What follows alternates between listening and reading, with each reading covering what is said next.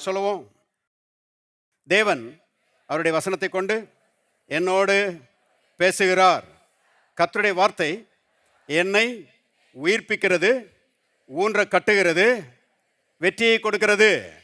இன்னொரு முறை சொல்லுவோம். கர்த்தருடைய வார்த்தை எனக்கு உயிர்ப்பிக்கிறதா இருக்கிறது, ஊன்ற கட்டுகிறதா இருக்கிறது, வெற்றியை கொடுக்கிறதா இருக்கிறது. ஆமென்.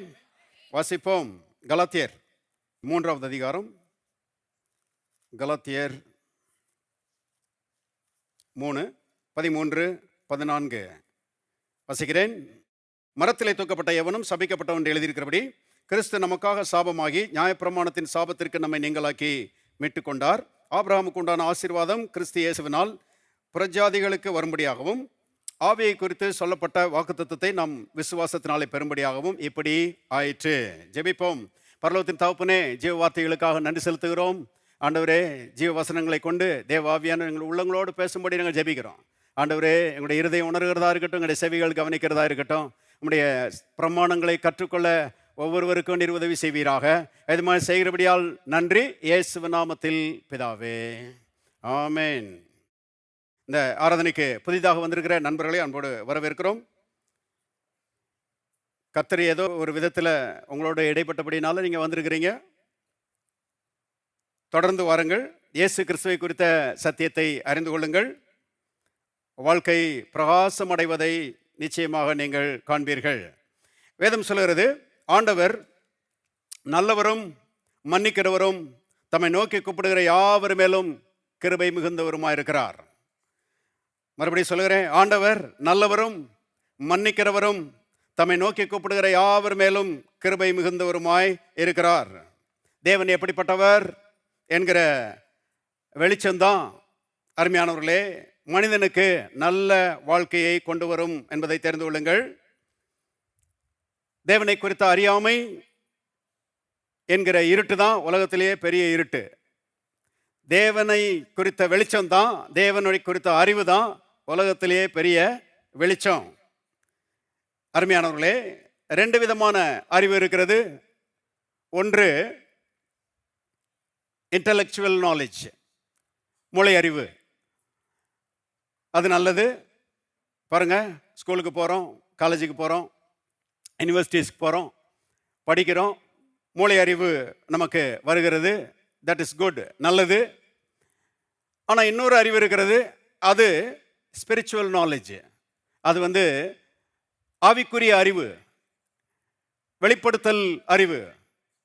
தேவ ஆவியானவர் சத்திய வசனங்களை கொண்டு பாருங்க நம்முடைய உள்ளங்களிலே கொடுக்கிற ஒரு அறிவு, அதுதான் ஆவிக்குரிய அறிவு. ஆவிக்குரிய அறிவு இந்த மூளை அறிவை பார்க்கிலும் ரொம்ப சூப்பர், ரொம்ப பிரமாதமான ஒன்று, சிறந்தது. பாருங்க, மூளை அறிவை வைத்து தேவனுடைய ஆசீர்வாதங்களை பெற்றுக்கொள்ள முடியாது, தேவன் அருள்கிற வாழ்வை பெற்றுக்கொள்ள முடியாது. ஆனால் ஆவிக்குரிய அறிவை வைத்து தேவனை அறிந்து கொள்ளலாம், தேவனை விசுவாசிக்கலாம், தேவன் அருளுகிற நன்மைகளை பெற்றுக்கொள்ளலாம். ஆகவே ஆவிக்குரிய அறிவு மூளை அறிவை பார்க்கலும் மிக சிறந்தது, பெரியது என்பதை தெரிந்து கொள்ளுங்கள். ஆவிக்குரிய அறிவை போய் யூனிவர்சிட்டியில் வாங்கிட்டு வந்துட முடியாது. ஆனால் ஆவிக்குரிய அறிவு சபையிலே கொடுக்கப்படுகிறது. சர்ச்சு எந்த யூனிவர்சிட்டியை காட்டிலும் சிறந்த ஒரு இடம் என்பதை தெரிந்து கொள்ளுங்கள். அந்த அறிவு சொல்லுகிறது தேவன் நல்லவர். பாருங்க, பொல்லாத உலகத்திலே வாழ்ந்து கொண்டிருக்கிறோம். எங்கே பார்த்தாலும் தீமைகளாய் இருக்கிறது. வஞ்சகமும் ஏமாத்து வேலைகளும் அராஜகமும் சண்டையும் பாருங்க சச்சரவும் நிரம்பி கிடக்கிற ஒரு உலகமாய் இது இருக்கிறது. இது மத்தியில் நமக்கு நன்மை செய்கிற ஒரு ஆண்டவர் இருக்கிறாரு, நல்ல தேவன் ஒருவர் இருக்கிறார் என்று வேதம் திட்டமாய் போதிக்கிறது.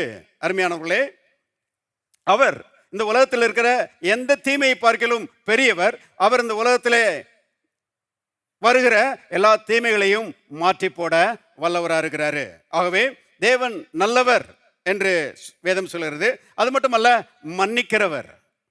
பாருங்க, இன்னைக்கு அநேக மக்கள் என்ன யோசிக்கிறாங்கன்னா, கடவுள் தண்டிக்கிறவர், நியாயம் தீர்க்கிறவர், நரகத்தில் தூக்கி எரிந்து விடுகிறவர் அப்படி யோசிக்கிறாங்க. இல்லைங்க, பைபிள் ரொம்ப அருமையாக சொல்கிறது, தேவன் நல்லவரும் மன்னிக்கிறவருமா இருக்கிறார். பாருங்க, கர்த்தர் கல்வாரி சிலுவையில் மனுக்குலத்துக்காக அடிக்கப்பட்டு எல்லாருடைய பாவத்தையும் தன்மையில ஏற்றுக்கொண்டு தண்டிக்கப்பட்டு பாருங்க மன்னிப்பை வழங்கி இருக்கிறாராம். எத்தனை ஆச்சரியமான அற்புதமான செய்தி. கடவுள் மன்னிக்கிறவர், யாரையும் நியாயம் தீர்த்து நரகத்துக்கு அனுப்புகிறவர் இல்லை. மனுஷன் நரகத்துக்கு போறான், ஆனா அது தேவனுடைய திட்டம் கிடையாது. ஆகவே கல்வாரி சிலுவை மனுக்குலத்துக்கு அறிவிக்கிற மிகப்பெரிய செய்தி, மனிதா உன் பாவத்து நிமித்தம் நீ தண்டிக்கப்பட வேண்டிய அவசியம் இல்லை. உன் பாவத்து நிமித்தம் இயேசு தண்டிக்கப்பட்டிருக்கிறார். இயேசுவுக்கு தண்டனை, உனக்கு மன்னிப்பு. இயேசுவுக்கு பாடுகள், உனக்கு விடுதலை என்று வேதம் அறிவிக்கிறது. அருமையானவர்களே, ஆகவே தேவன் மன்னிக்கிறவராக இருக்கிறார். அது மட்டுமல்ல, தம்மை நோக்கி கூப்பிடுகிற யாவர் மேலும் கிருபை நிறைந்தவருமா இருக்கிறார். கிருபை என்பது தேவனுடைய பாருங்க தயவினால் கொடுக்கப்படுகிற நன்மைகள். தேவன் தகுதி இல்லாத மக்களுக்கு நன்மைகளை வாரி வழங்குகிறார் என்று வேதம் சொல்லுகிறது. தகுதி இருக்குதா? ஒருத்தருக்கும் தகுதி இல்லை. எல்லாரும் பாவம் செய்து தேவ மகிமையற்றவர்கள் ஆனார்கள். ஆனால் தேவனுடைய இரக்கம், தேவனுடைய அன்பு, தேவனுடைய தயவு பாருங்க எல்லா விதமான நன்மைகளையும் மனிதர்களுக்கு அருளி செய்கிறது. பாவ மன்னிப்பில் ஆரம்பித்து எல்லா ஆசீர்வாதங்களும் மனுஷனுக்கு கொடுக்கப்படுகிறது. முடிவிலே நித்திய வாழ்வு கொடுக்கப்படுகிறது. அருமையானவர்களே, இப்படிப்பட்ட நல்ல தேவனை, இயேசுவை உள்ளத்திலே ஏற்றுக்கொள்ளாதவர்கள் இதுவரைக்கும் இங்கே வந்திருப்பீர்களானால், இயேசுவேன் உள்ளத்துக்குள்ளே வாரும், நீர் என் ஆண்டவர் என்று சொல்லி அவருக்கு அழைப்பு கொடுங்கள். இயேசுவை ஆண்டவராக ஏற்றுக்கொண்ட தேவனுடைய மக்களுக்கு பாருங்க இயேசு வல்லமையான மீட்பராக இருக்கிறார். அந்த மீட்பர் பாருங்க நம்மை பாவத்திலிருந்து மீட்டெடுத்தது மட்டுமல்ல, அந்த மீட்பர் நம்முடைய உள்ளத்துக்குள்ளே இருக்கிறார். நம்முடைய ஆண்டவராய் அவர் இருக்கிறார். பாருங்க, அவர் நம்முடைய மீட்பராய் இருக்கிற வரைக்கும் வாழ்க்கை ரொம்ப வெற்றிகரமாக தான் இருக்கும். எத்தனை பேர் ஆமென் சொல்றீங்க?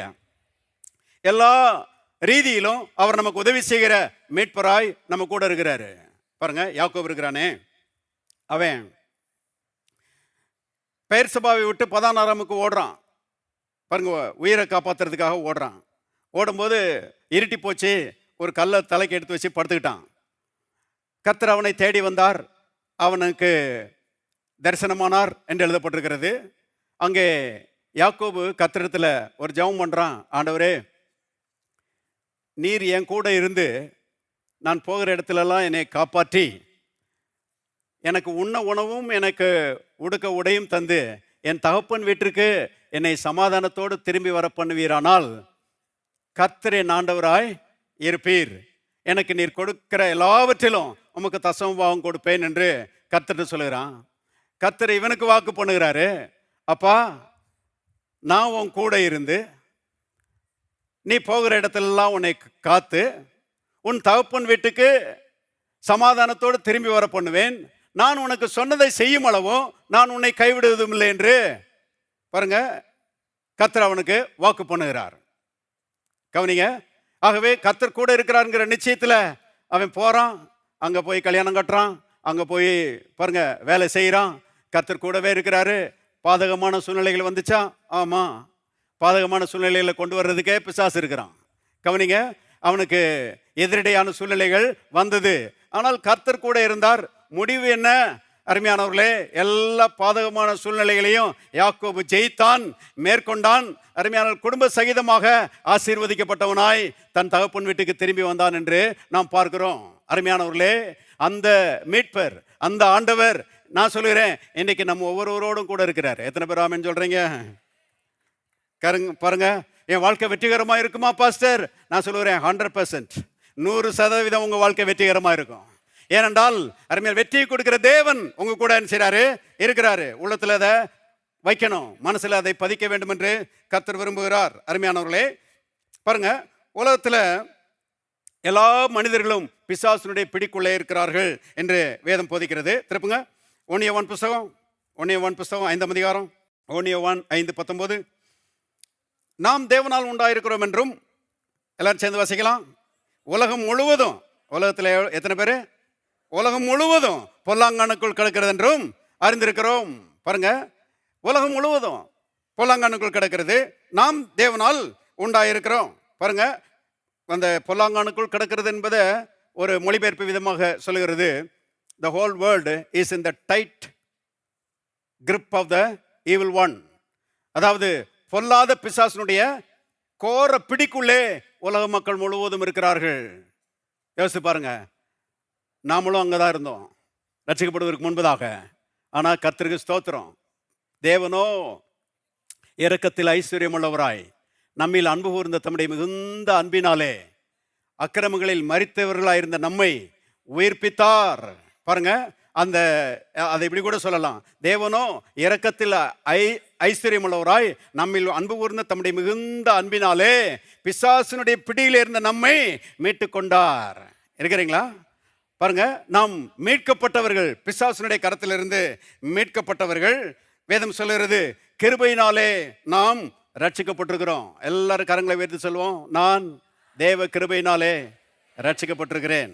இன்னொரு முறை சொல்லுவோம், நான் தேவ கிருபையினாலே ரட்சிக்கப்பட்டிருக்கிறேன். இன்னொரு முறை சொல்லுவோம், நான் தேவ கிருபையினாலே ரட்சிக்கப்பட்டிருக்கிறேன். எத்தனை பேர் ஆமென் சொல்றீங்க? பாருங்க, தேவன் அவருடைய கிருபையினாலே நம்மை ரட்சித்திருக்கிறார். பாருங்க, இயேசுவை ஏற்றுக்கொள்வதற்கு முன்பதாக பிசாசுனுடைய கரத்தில் இருந்தோம். பிசாசுனுடைய கரத்தில் இருந்த நாம் பிசாசுக்கு அடிமைகளா இருந்தோம். அருமையான கர்த்தர் அங்கிருந்து நம்மை மீட்டெடுத்தார். இன்னைக்கு கிறிஸ்துவுக்குள்ளே இருக்கிறோம். கிறிஸ்துவுக்குள்ளே இருக்கிற நாம் ராஜாக்களா இருக்கிறோம். எத்தனை பெரிய ஸ்லாக்கியம், எத்தனை பெரிய பாக்கியம். யோசித்து பாருங்க, ரட்சிக்கப்பட்ட தேவனுடைய பிள்ளைகள் எவ்வளவு பெரிய சுயாதீனர்கள், எவ்வளவு பெரிய ஸ்லாக்கியம் பெற்றவர்கள் என்பதை வேதத்திலிருந்து பார்க்கும்போது ஆச்சரியமா இருக்கிறது. தேவன் இவ்வளவு பெரிய காரியங்களை நமக்கு செய்திருக்கிறாரே என்று ஆச்சரியப்பட்டு அவரை துதிக்க தோன்றுகிறது. பாருங்க, கிறிஸ்தவ வாழ்க்கை அருமையானவர்களே, இந்த சத்தியங்கள் எல்லாம் புரிந்து கொண்டு கர்த்தருக்குள் பாருங்க சந்தோஷப்படுகிற ஒரு வாழ்க்கை, கர்த்தருக்குள்ளான பாருங்க ஒரு பேரின்பத்தை அனுபவிக்கிற வாழ்க்கை தான் கிறிஸ்தவ வாழ்க்கை. பாருங்க, கிறிஸ்தவ வாழ்க்கையே ஒரு கொண்டாட்டம் தான் என்னை பொறுத்தளவில். நிறைய பேர் அதை திண்டாட்டம் நினைச்சிட்டு இருக்கிறாங்க. திண்டாட்டம் இல்லைங்க, அது கொண்டாட்டம். பாருங்க, தேவ எல்லாரும் கரங்களை தட்டி கர்த்தரை சோதரிப்போம். Praise the Lord. Hallelujah. பாருங்க, சங்கீதக்காரன் சொல்லுகிறான், உம்முடைய சமூகத்திலே பரிபூர்ண ஆனந்தமும் உம்முடைய வலது பார்சத்திலே நித்திய பேரின்பமும் உண்டு. பாருங்க, அந்த தேவ சமூகம் இன்னைக்கு நமக்குள்ள இருக்குதுங்க. நமக்குள்ள இன்னைக்கு நித்திய பேரின்பத்தை கர்த்தர் நினைச்சிருக்கிறாரு, கொடுத்திருக்கிறார். பெரிய இன்பத்தை தேவன் நமக்கு கொடுத்திருக்கிறார். இன்னைக்கு உலகம் முழுவதும் சின்ன இன்பத்தை, சிற்றின்பங்களை நாடி ஓடுகிற ஒரு காட்சியை நம்ம பார்க்குறோம் இல்லையா? உலகத்தில் பாருங்க, எங்க கூட்டம் இருக்குதோ இல்லையோ, சாராய கடையில் நிறைய கூட்டம் இருக்குது. எங்க கூட்டம் இருக்குதோ இல்லையோ, சினிமா கூட்டையில் நிறைய கூட்டம் இருக்குது. மக்கள் சிற்றின்பங்களை என்ன செய்யறாங்க, நாடி ஓடுகிறாங்க. அமெரிக்காவில் இப்ப புதுசா பெருகி வருகிற ஒரு பாவத்தை பற்றி இப்படி சொல்லுகிறார்கள், தவறான உறவுகளுக்கு ஓடுகிற கூட்டம் பெருகி கொண்டே இருக்கிறது. பாருங்க, அது மட்டுமல்ல, போதைப் பொருட்களை நாடி ஓடுகிற கூட்டம் அது பெருங்கூட்டமா இருக்குது. ஒரு முறை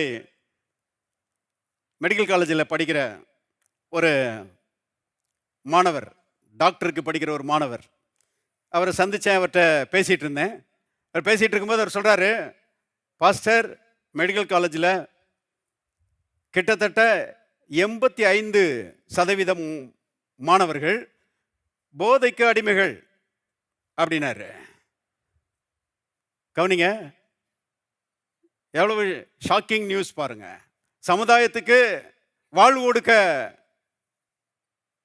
ஒரு படிப்பை படித்துக் கொண்டிருக்கிறவர்கள், வாழ்வு கொடுக்கிறவர்கள் வாழ்வை கெடுத்துக் கொண்டிருக்கிறார்கள் படிக்க போய். இப்படிதான் இன்னைக்கு அருமையானவர்களே உலகம் ஓடிக்கொண்டிருக்கிறது. அருமையானவர்களே, இதன் மத்தியில் கர்த்தரை ஏற்றுக்கொண்டு கர்த்தருடைய கிருபையினாலே மீட்கப்பட்ட நமக்கு கர்த்தர் நம்முடைய உள்ளங்களிலே பேரின்பத்தை தந்திருக்கிறார். ஆமென். வேதம் சொல்லுகிறது, தேவனுடைய ராஜ்யம் புசிப்பும் குடிப்பும் அல்ல, அது நீதியும் சமாதானமும் பரிசுத்தாவினால் உண்டாகிற சந்தோஷமா இருக்கிறது.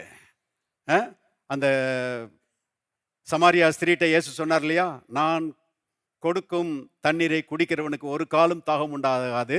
அது அவனுக்குள்ளே நித்திய ஜீவ காலமாய் ஊறுகிற நீரூற்றா இருக்கும். பாருங்க, ரட்சிப்பு, பாவ மன்னிப்பு, சமாதானம், சந்தோஷம், வாழ்வு, வளமை, வெற்றி, உயர்வு எல்லாம் நமக்குள்ளே அருமையானவர்களே பெருகிக்கொண்டே இருக்கிறது. இதுதான் ரட்சிக்கப்பட்டவருடைய மேன்மை. ஆகவே அருமையானவர்களே, என்னை பொறுத்தளவுல ரட்சிக்கப்பட்டவங்களை போல கொடுத்து வச்சவங்க யாருமே கிடையாது. எத்தனை பேர் ஆமென் சொல்றீங்க? பாருங்க, பாக்கியவான்கள், கொடுத்து வைத்தவர்கள், பொறாமைப்படத்தக்கவர்கள். அப்படிப்பட்ட ரட்சிப்பையும் மீட்பையும் கர்த்தர் நமக்கு நினைச்சிருக்கிறாரு, தந்திருக்கிறாரு. எத்தனை பேர் சந்தோஷமா இருக்கிறீங்க? எல்லாரும் கரங்களை உரக்க தட்டி கர்த்தரை ஸ்தோத்திரிப்போம். Praise the Lord. Hallelujah.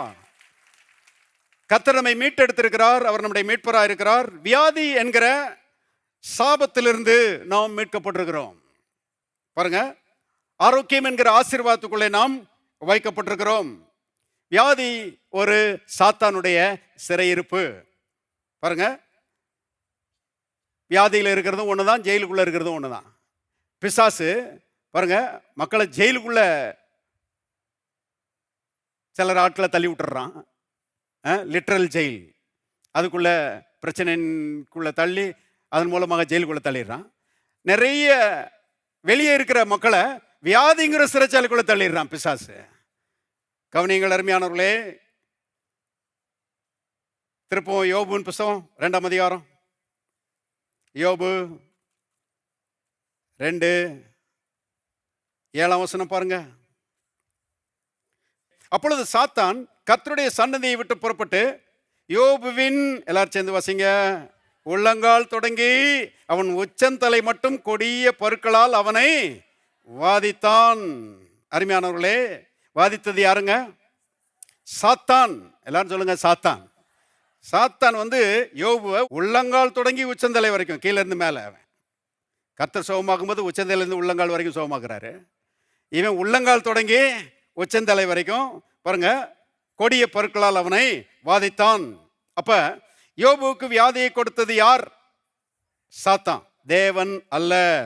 ரட்சிக்கப்பட்ட அநேக மக்கள் அருமையானவர்கள் மனசுல பிசாசு ஒரு பொய்யை விதைச்சு வச்சிருக்கிறான். அநேக மக்களுடைய மனசுல அவங்க என்ன யோசிக்கிறாங்க?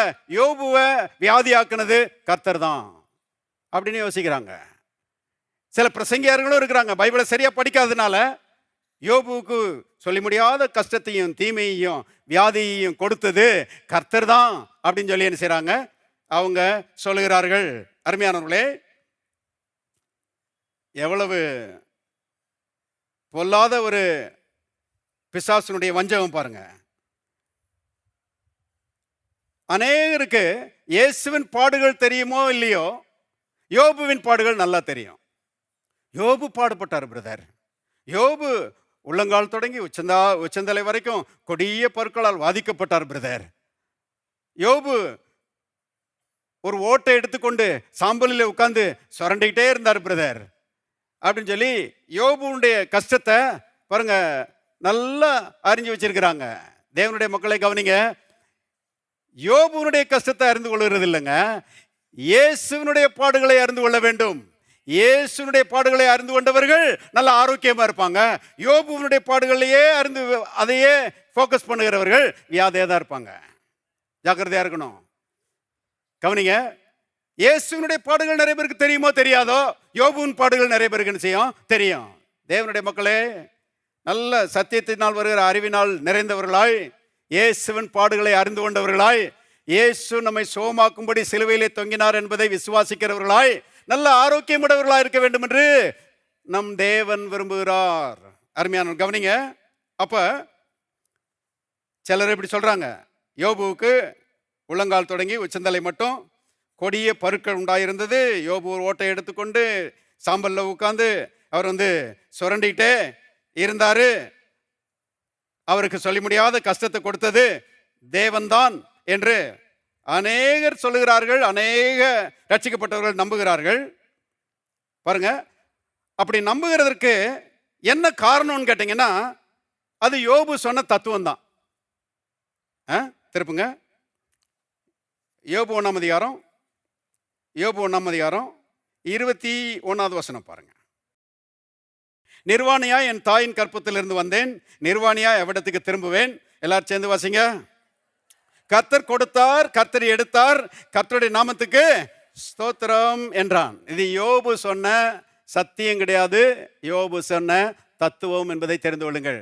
பிசாசு சொன்னதையும் ஆவியானவர் வேதத்தில் எழுதி வச்சிருக்கிறாரு, மனுஷன் சொன்னதையும் ஆவியானவர் வேதத்தில் எழுதி வச்சிருக்கிறாரு, தேவன் இயேசு சொன்னதையும் பாருங்க தேவன் வேதத்தில் எழுதி வச்சிருக்கிறாரு.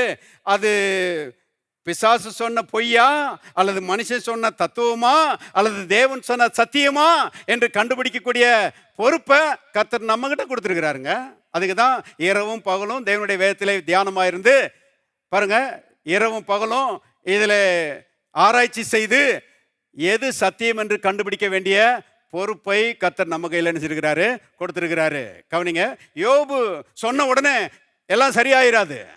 யோபு சொல்லிட்டாருங்க, கர்த்தர் கொடுத்தார், கர்த்தர் எடுத்தார், கர்த்தருடைய நாமத்துக்கு ஸ்தோத்திரம். தேவனுடைய மக்களை கவனிங்க, இந்த புதுசாக பிறந்த குருவிகளை பார்த்துருக்கிறீங்களா? கண்ணை இருக்க முடிகிறோம், வாயை ஆன்னு திறக்கும். அம்மா வந்து வாய்க்குள்ள எண்ணத்தை வச்சாலும் கடக்குன்னு ஒழுங்கிடும். அந்த மாதிரி நிறைய விசுவாசிகள் பாருங்க, புதிதாய் பிறந்தவர்கள், தேவனுக்கு பிறந்தவர்கள் கண்ணை முடிக்கிறாங்க, காதான்னு திறந்துடுறாங்க. பாருங்க, கண்ட போதகங்களும் பாருங்க, அறிவில்லாத தேவனுடைய சத்தியத்துக்கு ஒத்து வராத கருத்துக்களும் பாருங்க காதுக்குள்ளே யாராவது போட்ட உடனே கடக்குன்னு ஒழுங்கிடுறாங்க. அசத்தியம் உள்ள போச்சுன்னா பாருங்க வாழ்க்கை பாழா போயிடும். தேவனுடைய பிள்ளைகளை கவனிங்க, இது யோபு சொன்ன தத்துவமே ஒழிய யோபு பாருங்க சொன்ன சத்தியம் கிடையாது. கர்த்தர் கொடுத்தார், கர்த்தர் எடுத்தார், கர்த்தருடைய நாமத்துக்கு ஸ்தோத்திரம் என்பது நான் சொல்லுகிறேன் அறிவீனத்திலும் அறிவீனம். கர்த்தர் கொடுத்தார் என்பது மெய், கர்த்தர் எடுத்தார் என்பது பொய். கர்த்தர் கொடுத்தார் என்பது சத்தியம், கர்த்தர் எடுத்தார் என்பது அசத்தியம். இருக்கிறீங்களா? இருந்தா ஒரு ஆமென் சொல்லுங்க. எல்லாரும் ரொம்ப அமைதியா இருக்கிறீங்க. கவனிங்க, கர்த்தர் கொடுக்கிறவர், ஆரோக்கியத்தை கொடுக்கிறவர், பரிசுத்தத்தை கொடுக்கிறவர், ஐஸ்வர்யத்தை கொடுக்கிறவர், நல்ல உறவுகளை கொடுக்கிறவர், நல்ல குடும்பத்தை கொடுக்கிறவர், நல்ல தொழிலை கொடுக்கிறவர், பணங்களை கொண்டு வருகிறவர். எல்லா நன்மைகளும் பாருங்க கர்த்தரிடத்தில் இருந்து செய்கிறது வருகிறது. கர்த்தர் கொடுக்கிறவர், கர்த்தர் வந்து எடுக்கிறவர் அல்ல. மாம்சத்திலே வெளிப்பட்ட தேவன் இயேசு கிறிஸ்து இல்லையா? அவர் வந்து 3 ஆண்டுகள் ஊழியம் செய்தார். பல்லாயிரக்கணக்கான மக்களுக்கு ஜீவனை கொடுத்தார். ஒருத்தருடைய ஜீவனையும் அவர் எடுக்கவே இல்லை. எத்தனை பேரை உயிரோட எழுப்பினார்னு எனக்கு தெரியல. ஆனா 3 பேரை உயிரோட எழுப்பினார் என்பது வேதத்தில் ரெக்கார்ட் பண்ணப்பட்டிருக்கிறது, வேதத்திலே பதிவு செய்யப்பட்டிருக்கிறது. கவனியுங்கள் அருமையானவர்களே, அந்த 3 பேரும் வாலிபர்கள். வாலிப மரணத்தை கர்த்தர் வெறுக்கிறார். பொதுவாகவே மரணத்தை அவர் வெறுக்கிறார். மனுஷன் மரணத்துக்காக உண்டாக்கப்பட்டவன் அல்ல. ஏதேன் தோட்டத்தை பாருங்க, கர்த்தர் எச்சரிப்பு கொடுக்கிறாரு. தோட்டத்தின் நடுவில் இருக்கிற நன்மை தீமை அறியத்தக்க விருட்சத்தின் கனியை பறிக்காதே, புசிக்காதே, புசிக்கும் நாளிலே சாகவே சாவாய். நீயே சாவை வருவித்துக் கொள்வாய், நீ சாவுக்காக உண்டாக்கப்பட்டவன் அல்ல என்பதை தேவன் அங்கே என்ன செய்கிறார், சொல்லுகிறார். நம்முடைய தேவன் ஜீவ தேவன், நம்முடைய தேவன் வாழ்வு கொடுக்கிற தேவன். எத்தனை பேர் ஆமென் சொல்றீங்க? பாருங்க, நம்ம நல்லா இருக்கிறது, நம்ம ஆசீர்வாதமா இருக்கிறது, நாம் வாழ்ந்திருப்பது, அதுதான் தேவனுடைய பரிபூர்ண சித்தம். அதுக்கு விரோதமான எதுவும் அவருடைய சித்தம் கிடையாது. தேவனுடைய பிள்ளைகளை கவனிங்க. அப்ப 3 பேரை உயிரோடு எழுப்பினாரு. யவீர் வர்றான் இயேசுநாதர்கிட்ட. வந்த உடனே கர்த்தரை பணிந்து கொள்கிறான். பணிந்து கொள்ளிட்டு சொல்றான், ஆண்டவரே, என் குமாரத்தை மரண அவஸ்தைப்படுகிறாள், நீர் வந்து உம்முடைய கைகளை அவள் மேல் வையும், அப்பொழுது அவள் பிழைப்பாள் அப்படின்னு சொல்லி கர்த்தர்கிட்ட ரிக்வெஸ்ட் பண்ணுறான். கர்த்தர் உடனே கூட போனார்னு போட்டிருக்குது. கூட போறாரு. அங்க போனா பிள்ளை அதுக்குள்ள மறிச்சு போயிட்டா. அதுக்குள்ள பாருங்க இந்த என்ன சொல்லுவாங்க, ஒப்பாரி வைக்கிற ஆட்கள்லாம் அங்கே வந்துட்டாங்க. வந்து பாருங்க ஒரே ஓலம், அழுது புலம்புறாங்க. இயேசு அங்க வர்றாரு, வந்த உடனே சொல்றாரு, பிள்ளை மரிக்கவில்லை, நித்திரையா இருக்கிறாள் அப்படின்னு சொல்லுகிறாரு. சொன்ன உடனே அதுக்கு இவரை திரும்பி பார்த்து நகைப்பு. அவ செத்து எவ்வளோ நேரம் ஆயிடுச்சு, இவர் தூங்கிட்டு இருக்கிறா அப்படின்னு சொல்றாருன்னு சொல்லி பாருங்க, ஏளனமா நகைக்கிறாங்க. ஏசு இவங்களெல்லாம் காலி பண்றாரு, போங்க வெளியே விட்டு வெளியே போங்க அப்படின்னு சொல்லி அவிசுவாச கும்பலெல்லாம் கர்த்தர் துரத்தி அடிச்சிருவார் போல. எத்தனை பாருங்க விசுவாசிக்கிறவர்கள் பாருங்க, நாம் அவிசுவாசிகள் கூட்டத்தில் இருக்கவே கூடாது. இந்த அவிசுவாசிகள் கூட்டத்திலெல்லாம் வீட்டை விட்டு காலி பண்ணுங்கன்னு சொல்லி விரட்டி விட்டுட்டு, அருமையானவர்களே, அந்த யவீர்வையும் அவருடைய மனைவியையும் சீசர்களையும் உள்ள கூட்டிட்டு போய் அந்த பிள்ளையை பார்த்து அவர் சொல்லுகிறாரு, தலித்தாகுமி அப்படின்னு சொல்றாரு, சிறு பெண்ணே எழுந்திரு என்று சொல்லுகிறாரு. சொன்ன மாத்திரத்தில் வேதத்தில் எழுதப்பட்டிருக்கிறது, அவள் எழுந்து நடந்தாள்னு போட்டிருக்குது. நடந்துட்டா. அருமையானவர்களே, கர்த்தர் அவள் சொல்றாரு, அவளுக்கு ஆகாரம் கொடுங்க அப்படின்னு சொல்றாரு. மார்க்கு 5ஆம் அதிகாரத்தில் சொல்லப்பட்டிருக்கிறது. அடுத்தபடியாக பாருங்க, நாயின் என்கிற ஊருக்கு போறாரு. அங்க ஒரு வாலிபனை அடக்கம் பண்ணும்படி, அவன் மறிச்சு போயிட்டான், அவனை அடக்கம் பண்ணும்படி சுமந்து கொண்டு வருகிறார்கள், பாடையை தூக்கிட்டு வர்றாங்க. இயேசு எதுக்கு வர்றாரு? எதுக்கு வந்த உடனே பாருங்க, பாடையை தொட்டாரு. தொட்ட மாத்திரத்தில் சுமந்து கொண்டு வந்தவர்கள் நின்றார்கள். அவருடைய கண்கள், அருமையானவர்களே, அந்த வாலிப பையனுடைய தாய் மேலே விழுகிறது. பாருங்க, அவளை பார்த்த உடனே வேதத்தில் எழுதப்பட்டிருக்கிறது, இயேசு மனதுருகி, எல்லாரும் சொல்லுங்க மனதுருகி, மனதுருகி அழாதே அப்படிங்கிறாரு. என்ன ஒரு இரக்கமுள்ள தேவன் பாருங்க. நம்முடைய பலவீனங்களை குறித்து பரிதபிக்க கூடாத பிரதான ஆசிரியர் நமக்கு இராமல், எல்லா விதங்களிலும் நம்மை போல சோதிக்கப்பட்டு நம்முடைய பலவீனங்களை குறித்து பரிதபிக்கிற ஒரு பிரதான ஆசாரியன் இயேசு நமக்கு இருக்கிறாரு. ஆமேன். பாருங்க, நம்ம கஷ்டத்துல அவரும் பங்கெடுக்கிறாருங்க. அவ கைம்பெண்ணா இருக்கிறா, கணவர் முதல்ல இறந்து போயிட்டாரு, அவளுடைய ஒரே நம்பிக்கை வாலிப மகன்தான், இப்ப அவனும் செத்து போயிட்டான். அருமையானவர்களே, ஊராரில் வெகு ஜனங்கள் அந்த அந்த அடக்காராதனையில் கலந்து கொண்டார்கள் என்று நாம் வாசிக்கிறோம். எல்லாருக்கும் அவன் மேல பரிதாபம். இயேசுவும் அவளை பார்த்த மாத்திரத்தில் அவ மேல பரிதாபப்படுகிறாரு, மனதுருகிறாரு. ஆனா மக்கள் பரிதாபப்படுவதற்கும் இயேசு பரிதாபப்படுவதற்கும் பெரிய வித்தியாசம் இருக்கிறது. மக்களுடைய பரிதாபம் ஒரு பிரச்சனையும் மாற்றாது, ஆனால் இயேசுனுடைய பரிதாபம் பிரச்சனையை அப்படியே மாற்றி போட்டுரும். அல்லேலூயா. கர்த்தர் அருமையானவர்களே, இந்த காலை வேளையில் என்ன சொல்கிறேன், நம் ஒவ்வொரு மேலும் மனதுருக்கம் உள்ளவராய் இருக்கிறார். நம் ஒவ்வொரு மேலும் இரக்கம் உள்ளவராய் அவர் இருக்கிறார். ஆண்டவருக்கு அல்லேலூயா சொல்லுவோம். இன்னும் சத்தமா, இன்னும் சத்தமா. பாருங்க, இரக்கமுள்ள தேவன், மனதுருக்கமுள்ள தேவன். பாருங்க, அழாதே அப்படிங்கிறாரு. சொல்லிட்டு அந்த வாலிபனை பார்த்து சொல்றாரு, வாலிபனே எழுந்துரு என்று உனக்கு சொல்லுகிறேன் அப்படின்னு சொல்லி சொன்ன மாத்திரத்தில் பைபிள்ல போட்டிருக்குது, அவன் எழுந்து உட்கார்ந்து பேச ஆரம்பிச்சிட்டான். அவன் எழுந்தா நடந்துட்டா, இவன் எழுந்து உட்கார்ந்தான் பேச ஆரம்பிச்சிட்டான். பாருங்க, பைபிள்ல அருமையா போட்டிருக்குது, அவனை அவன் தாயினிடத்திலே ஒப்புவித்தார். இந்தா கூட்டிட்டு போ அப்படின்னு சொல்லி என்ன செய்தார்? ஒப்புவித்தார். எத்தனை அருமையான இயேசு பாருங்க. அது மட்டுமல்ல, அடுத்தது லாசரு, பெத்தானியா ஊர் லாசரு. பாருங்க, இயேசு வேணும்னே லேட்டா வர்றாரு, செத்து போயிட்டான், லேட்டா வர்றாரு. மரியாள் இருக்கிறாளே ஓடி போறா, இயேசு வர்றாருன்னு கேள்விப்பட்ட மாத்திரத்தில் ஓடி போய் பாதத்தில் விழுந்து பாருங்க இயேசுகிட்ட சொல்லுகிறா, ஆண்டவரே நீர் இருந்திருந்தால் என் சகோதரன் மரித்திருக்க மாட்டான். லேட்டா வந்துட்டீங்களே ஆண்டவரே அப்படின்னு சொல்லி அங்கலாய்க்கிறா, அழுகிறாங்க எல்லாரும். பைபிள்ல போட்டிருக்குது, இயேசுவும் கண்ணீர் விட்டார். கவனிங்க, நம்முடைய மறுபடியும் நான் சொல்லுகிறேன், நம்முடைய பிரச்சனைகளை பார்த்து நாம் சில நேரங்களில் யோசிக்கிறோம், கர்த்தர் இதை கண்டுக்காமல் இருக்கிறாரே அப்படின்னு யோசிக்கிறோம். தேவனுடைய பிள்ளைகளே, நீங்கள் அந்த பிரச்சனையினாலே பாதிக்கப்படுகிறதை பார்க்கலாம், கர்த்தர் அதிகமாக என்ன செய்கிறாரு? பாதிக்கப்படுகிறாரு. நீங்கள் அந்த பிரச்சனைகள் மாற வேண்டும் என்று விரும்புகிறதை பார்க்கலாம், அதை மாற்ற வேண்டும் என்று கர்த்தர் அதிகமாய் விரும்புகிறார். இப்போ நீங்கள் அதை விசுவாசிக்கணும். விசுவாசிச்சாதான் அந்த அற்புதம் நடக்கும். மாறுகிற அற்புதம் அப்போதான் நடக்கும். கவனிங்க, அந்த லாசருடைய மரணத்தில் எல்லாரும் கண்ணீர் விடுறாங்க, இயேசுவும் கண்ணீர் விட்டாரு. அப்புறம் சொல்றாரு, கல்லை எடுத்து போடுங்கள் அப்படின்றாரு. சொந்த சகோதரி சொல்லுகிறாள், மார்த்தாள் சொல்லுகிறாள், ஆண்டவரே 4 நாள் ஆயிற்றே நாருமே அப்படிங்கிறா. இயேசு சொன்னாரு, நீ விசுவாசித்தால் தேவனுடைய மகிமையை காண்பாய். நீ விசுவாசித்தால் தேவனுடைய மகிமையை காண்பாய். கல்லை எடுத்து போட்டார்கள். இயேசு சொன்னாரு, லாசருவே வெளியே வா அப்படின்னு சொல்லி சத்தமா சொன்னாரு. மரித்தவன் உயிரோட வந்தான் என்று வேதத்தில் நாம் வாசிக்கிறோம்.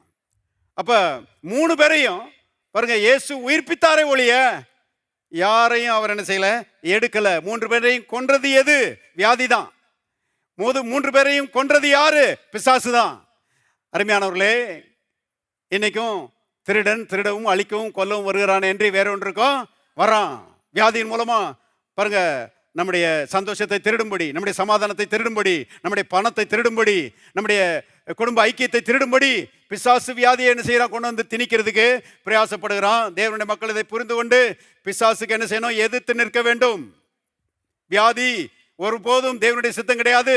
என் குடும்பத்தில் வியாதி இருப்பதற்கு நான் அனுமதிக்க மாட்டேன். இந்த வியாதியின் மேல கர்த்தர் எனக்கு அதிகாரத்தை கொடுத்திருக்கிறாரு. இயேசுவின் நாமத்தில் இந்த அதிகாரம் என்னுடையது. இருக்கிறீங்களா? பைபிள்ல போட்டிருக்கு, வானத்திலும் பூமியிலும் சகல அதிகாரமும் எனக்கு கொடுக்கப்பட்டிருக்குது இயேசு சொன்னார் இல்லையா? நிறைய பேர் அதை மட்டும் தான் கான்சென்ட்ரேட் பண்றாங்க. வானத்திலும் பூமியிலும் சகல அதிகாரம் இயேசு கொடுக்கப்பட்டிருக்கிறது. வானத்திலும் பூமியிலும் சகல அதிகாரம் இயேசு கொடுக்கப்பட்டிருக்கிறது. நல்லதுங்க. அடுத்த வசனத்தை பாருங்க. ஆகையால் நீங்கள் புறப்பட்டு போய் என்று எழுதப்பட்டிருக்கிறது. என்ன அர்த்தம்? அந்த அதிகாரத்தை உங்க கையில கொடுக்கிறேன். நான் சொல்வேன், ஜெப நேரத்தில் ஆண்டவரை பார்த்து, ஆண்டவரே வானத்திலும் பூமியிலும் சகல அதிகாரமும் உமக்கு கொடுக்கப்பட்டிருக்கிறது. உம்முடைய நாமத்தினாலே அந்த அதிகாரம் எனக்கு கொடுக்கப்பட்டிருக்கிறது. ஹலோ. அப்ப அந்த அதிகாரத்தை வச்சு பிசாசுக்கு எதிர்த்து நிற்கணும். தேவனுடைய பிள்ளைகளே, வியாதிக்கு எதிர்த்து நிற்கணும். பிசாசுடைய தீமையான காரியங்களுக்கு எதிர்த்து நிற்க வேண்டும். வேதம் சொல்லுகிறது, பிசாசுக்கு எதிர்த்து நில்லுங்கள், அப்பொழுது அவன் உங்களை விட்டு என்ன செய்வான்? ஓடி போவான். சும்மா ஓடி போவான் போடல. சும்மா இருங்க, நீங்க கர்த்தர் எல்லாத்தையும் பார்த்துக்கிட்டு சொல்லி சும்மா இருங்க, பிசாசு ஓடி போயிடுவான் அப்படி போடல. இருக்கிறீங்களாங்க? பிசாசுக்கு எதிர்த்து நில்லுங்கள், அப்பொழுது உங்களை விட்டு ஓடி போவான். பேதுரு சொல்றாரு, விசுவாசத்தில் உறுதியாயிருந்து அவனுக்கு எதிர்த்து நில்லுங்கள். என்ன விசுவாசம்? தேவன் என்னை குணமாக்குகிற கர்த்தர், தேவன் எனக்கு ஜீவனை கொடுக்கிற கர்த்தர், தேவன் மரணத்தை விலைக்கு போடுகிற கர்த்தர், தேவன் என்னை உயிர்ப்பிக்கிற கர்த்தர். இருக்கிறீங்களா? பாருங்க, விதமாக நாம் விசுவாசிக்க வேண்டியது மிக அவசியமாய் இருக்கிறது. எல்லாரும் சொல்லுவோம், என் தேவன் ஜீவனை கொடுக்கிறவர், அவர் ஜீவனை எடுக்கிறவர் அல்ல. என்ன ஒரு முறை சொல்லுவோம், என் தேவன் ஜீவனை கொடுக்கிறவர், அவர் ஜீவனை எடுக்கிறவர் அல்ல. இயேசு ஜீவாதிபதி. அருமையானவர்களே, 3 பேரையும் தேடி வந்து உயிரோட எழுப்பினார். ஒருத்தரத்திலையும் கர்த்தர் எடுத்துக்கிட்டாரு அப்படின்னு சொல்லவே இல்லை. பாருங்க, ஒரு அம்மா சாட்சி சொன்னாங்க, எங்க தோட்டத்தில் ஒரு அருமையான ரோஜா மலர்ந்து மனம் வீசி கொண்டிருந்தது. தேவன் அதை பார்த்தார். அது தனக்கு வேண்டும் என்று விரும்பி அந்த ரோஜாவை பறித்து கொண்டு பரலோகத்தில் கொண்டு போய் நட்டிட்டாரு. அந்த ரோஜா வேற யாரும் கிடையாது, எங்க மகாதான் அப்படின்னாங்க அந்த அம்மா. ஆண்டவருக்கு திருட்டு பட்டம் கட்டுறாங்க அந்த அம்மா. தேவனுடைய பிள்ளைகளே, ஆண்டவர் திருடர் இல்லைங்க, திருடனாகிய பிசாசு. பிசாசு தான் திருடன். கர்த்தர் அன்றும் இன்றும் என்றும் நல்லவராகவே இருக்கிறாரு. இருக்கிறீங்களா? பாருங்க, கொடைக்கானலுக்கு போனீங்கன்னா, ஊட்டிக்கு போனீங்கன்னா, அங்கே எழுதி போட்டிருக்கிறான், பூக்களை பறிக்காதிருங்கள், பூக்களை பறிக்கிறவர்கள் தண்டனைக்கு உள்ளாவார்கள் அப்படின்னு சொல்லி என்ன செய்யிருக்கிறான், எழுதி போட்டிருக்கிறான். அவன் என்ன சொல்றான், பூக்களை பறிச்சுன்னா நீ திருடேன்றான். பாருங்க, நான் கேட்குறேன், இந்த அம்மா வீட்டில் இருந்து ரோஜாவை பறிச்சுட்டு போன தேவன் திருடரா? அவர் பறிச்சுட்டு போயிட்டாரா? இல்லை, பிசாசு என்ன செய்யிருக்கிறான், பறிச்சுட்டு போயிருக்கிறான். சாவுக்கு அதிபதி பிசாசு. அருமையானவர்களை, புரிந்து கொள்ள வேண்டியது அவசியமா இருக்கிறது. வேதத்தில் எழுதப்பட்டிருக்கிறது, ஈவன் சரீர மரணம் கூட அருமையானவர்களே அது தேவனுக்கு சத்ரு என்று வேதம் சொல்லுகிறது. அப்ப ஒரு நாளும் தேவன் வியாதிக்கு காரணர் அல்ல. என்றைக்குமே அருமையானவர்களே அவர் ஜீவனுக்கு அதிபதியாகவே இருக்கிறாரு.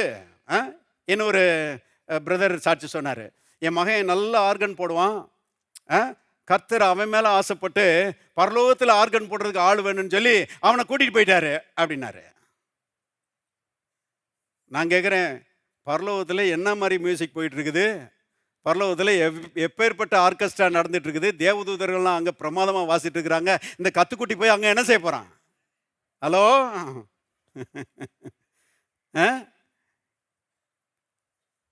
கர்த்தரை இன்டைரக்டா கர்த்தர் எடுத்துக்கிட்டாரு. ஏன்னா அதுக்கு யோபு சொல்லியிருக்கிறார் இல்லையா, கர்த்தர் கொடுத்தார் கர்த்தர் எடுத்தார். இந்த தத்துவம் தான் பாருங்க அநேகருக்கு ஒரு பெரிய வீழ்ச்சியை கொண்டு வந்திருக்கிறது. நாம புரிந்து கொள்ள வேண்டியது அவசியமா இருக்கிறது. கர்த்தர் கொடுக்கிறாரு, ஆனா கர்த்தர் எடுக்கிறவர் அல்ல. இருந்த ஒரு ஆமென் சொல்லுங்க. பாருங்க, இதையெல்லாம் புரிந்து கொண்டு, சத்தியத்தை புரிந்து கொண்டு, அருமையான நம்முடைய தேவன் இன்னார் என்கிற அறிவை வளர்த்துக் கொள்ள வேண்டிய பொறுப்பை கர்த்தர் நமக்கு நினைச்சிருக்கிறாரு, கொடுத்திருக்கிறாரு. ஏன்னா தேவன் இன்னார் என்கிற அறிவு தான் நம்முடைய எதிர்காலத்தை நிர்மாணிக்கிறதா இருக்கிறது. எதிர்காலத்தில் வாழ்ந்திருக்க போகிறீர்களா, செழித்திருக்க போகிறீர்களா, வெற்றி பெற போகிறீர்களா என்பது தேவன் எப்படிப்பட்டவர் என்பதை நீங்கள் அறிந்திருக்கிறீர்களா என்பதை பொறுத்து இருக்கிறது. தேவனுடைய பிள்ளைகளை கவனிங்க. ஆகவே தேவன் நல்லவர். பாருங்க, அவர் வியாதியை கொடுக்கிறவர் அல்ல. வியாதிக்கும் அவருக்கும் எள்ளளவும் சம்பந்தம் கிடையாது. வியாதி தேவனால வந்தது கிடையாது. மனுஷன் பாவம் செஞ்ச பிறகு இந்த உலகத்தில் வந்த பொல்லாத பிசாசுனுடைய சக்தி தான் வியாதி. ஆகவே வியாதியையும் தேவனையும் ஒருபோதும் கனெக்ட் பண்ணி பேசவே கூடாது. நம்முடைய தேவன் ஆரோக்கியத்தின் தேவனாய் இருக்கிறார். நம்முடைய தேவன் சுகத்தை அருளுகிற தேவனாய் அவர் இருக்கிறார். இதெல்லாம் புரிந்து கொண்டு பாருங்க, நாம நம்மையும் நம்முடைய குடும்பத்தையும் நம்முடைய பிள்ளைகளையும் அருமையா நமக்கு உண்டான எல்லாவற்றையும் பாதுகாக்கிற வேண்டிய ஒரு பொறுப்பான இடத்துல கர்த்தர் நம்மளை நினைச்சிருக்கிறாரு, வச்சிருக்கிறாரு. வேதத்தில் எழுதப்பட்டிருக்கிறது, தேவனால் பிறந்தவன் எவனும் தன்னை காக்கிறான், பொல்லாங்கன் அவனை என்ன செய்ய மாட்டான், தொடமாட்டான். அப்ப தேவனால் பிறந்தவர்கள் தங்களை காக்கிறவர்களா இருக்கணும். ஒவ்வொரு நாளும் காலையில் எந்திரிச்சு இயேசுவின் ரத்தத்தை என் குடும்பத்தை சுற்றிலும் தெளிக்கிறேன், இயேசுவின் ரத்தத்தை என்னுடைய பிள்ளைகளை சுற்றிலும் நான் தெளிக்கிறேன், இயேசுவின் ரத்தத்தை என் வாகனங்களை சுற்றிலும் தெளிக்கிறேன், இயேசுவின் ரத்தத்தை என் வீட்டை சுற்றிலும் எனக்கு உண்டான எல்லாவற்றை சுற்றிலும் நான் தெளிக்கிறேன் என்று அவ்விதமாக விசுவாசத்தில் நம்ம சொல்லும் போது தேவனால் பிறந்தவன் தன்னை என்ன செய்கிறான், காக்கிறான். காக்கக்கூடிய பாருங்க, உரிமையையும் காக்கக்கூடிய வல்லமையையும் காக்கக்கூடிய அதிகாரத்தையும் கர்த்தர் நம்ம கையில் இருக்கிறாரு, கொடுத்திருக்கிறாரு.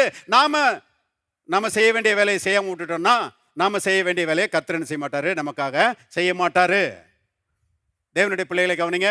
கர்த்தர் செய்கிற வேலை பெரிய வேலை, அதை நம்மளால செய்ய முடியாது. ஆனா பிரமாதமா செஞ்சு முடிச்சிட்டாரு.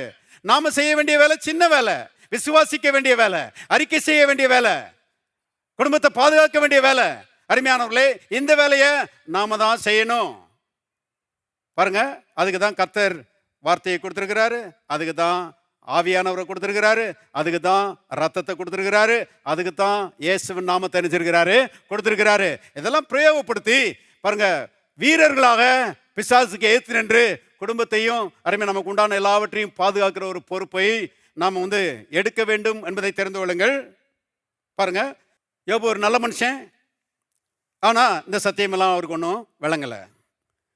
பாருங்க, நல்லவங்களுக்கெல்லாம் சத்தியம் வழங்கிடுச்சுன்னு சொல்ல முடியாது. You can be sincere and sincerely wrong. பாருங்க, நீங்க சின்சியரான ஆளா இருந்துகிட்டே தவறான காரியங்களை நம்புகிற ஆளாகவும் இருக்கலாம். தேவனுடைய பிள்ளைகளை கவனிங்க. சின்சியரா இருக்கணும், உண்மை நல்லது. ஆனா அதையும் தாண்டி ஒரு படி ஏறி கர்த்தர் நல்லவர் என்பதை அறிந்து கொண்டவர்களாய் நாம் வாழ வேண்டும். கர்த்தர் நல்லவர் என்பதை விசுவாசிக்கிறவர்களாய் நாம் வாழ வேண்டும். எல்லாரும் 3 முறை சொல்லுவோம். நான் ஆராதிக்கிறேன் என் தேவன் நல்லவர், நான் ஆராதிக்கிறேன் என் தேவன் நல்லவர், நான் ஆராதிக்கிறேன் என் தேவன் நல்லவர். எல்லாரும் கரங்களை தட்டி கர்த்தரை மகிமைப்படுத்துவோம். Praise the Lord. Hallelujah. Thank you Lord. பாருங்க, அடுத்த யோபுவினுடைய தத்துவம், இன்னொரு தத்துவம். சத்தியம் கிடையாது.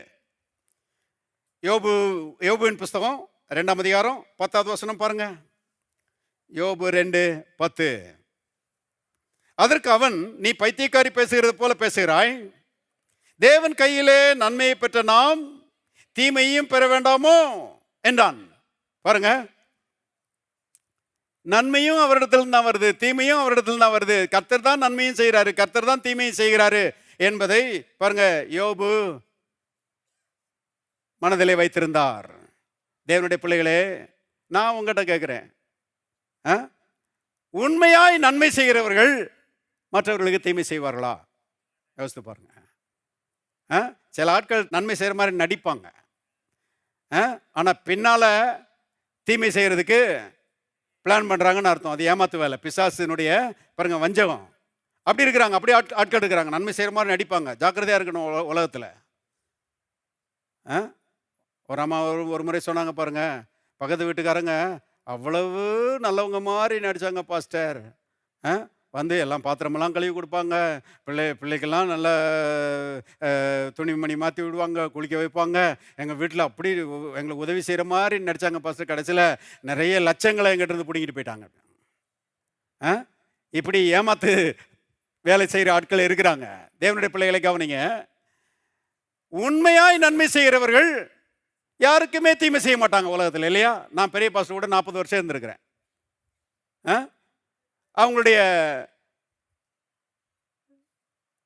அவங்க கூட இவ்வளவு நாளாக இருந்திருக்கிறேன். அவங்களுடைய எண்ணங்களை எனக்கு தெரியும், அவங்களுடைய செய்கைகள் எனக்கு தெரியும். எப்போதும் நல்ல எண்ணங்கள் பாருங்க அவங்களுக்கு. அவங்க நல்லா இருக்கணும், இவங்க நல்லா இருக்கணும், எல்லாரும் நல்லா இருக்கணும், திருமணமாகாதவங்களுக்கு திருமணமாகணும், குழந்தை கிடைக்காதவங்களுக்கு குழந்தை கிடைக்கணும். அப்படிதான் ஜெபம் பண்ணுவாங்க. எப்போ ஜெபம் பண்ணாலும், ஆண்டவரே எங்கள் சபையை ஆசீர்வதியும், எங்கள் சபையை காத்துக்கொள்ளும். எங்கேயாவது ட்ராவல் போகும்போது கூட ஜெபம் பண்ணுவாங்க. ரொம்ப சிம்பிளாக தான் ஜெபம் பண்ணுவாங்க. ஆண்டவரே வீட்டை காத்துக்கொள்ளும், சபையை காத்துக்கொள்ளும். அப்படிதான் ஜெபம் பண்ணுவாங்க. சபை மக்கள் மேலே அவ்வளவு ஒரு பிரியம். ஒருவருக்கு இது வரைக்கும் நான் ஒரு தீமை செஞ்சதை நான் பார்த்ததே இல்லை. தேவனுடைய பிள்ளைகளை கவனிங்க, நான் என்ன சொல்றேன்னா, தேவனுடைய மனிதர்களே இவ்வளவு நல்லவர்களாக இருக்கும்போது தேவன் எவ்வளவு நல்லவராக இருப்பார் யோசித்து பாருங்க. அல்லேலூயா. உண்மையாய் நன்மை செய்கிறவர்கள் தீமை செய்யவே மாட்டாங்க. அருமையானவர்களே, தேவன் உண்மையாய் எல்லாருக்கும் நன்மை செய்கிற தேவனாக அவர் இருக்கிறார். சீக்கிரம் திருப்புங்க, மார்க்கு